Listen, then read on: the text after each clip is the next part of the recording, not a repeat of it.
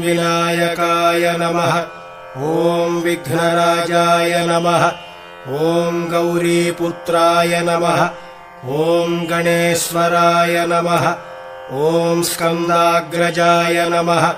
ॐ अव्ययाय नमः। ॐ पूषाय नमः।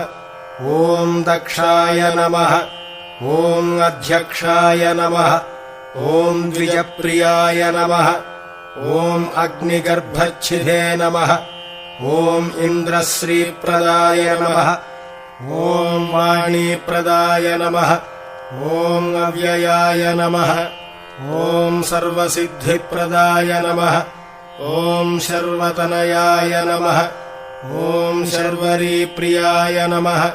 ॐ सर्वात्मकाय नमः। ॐ सृष्टिकर्त्रे नमः।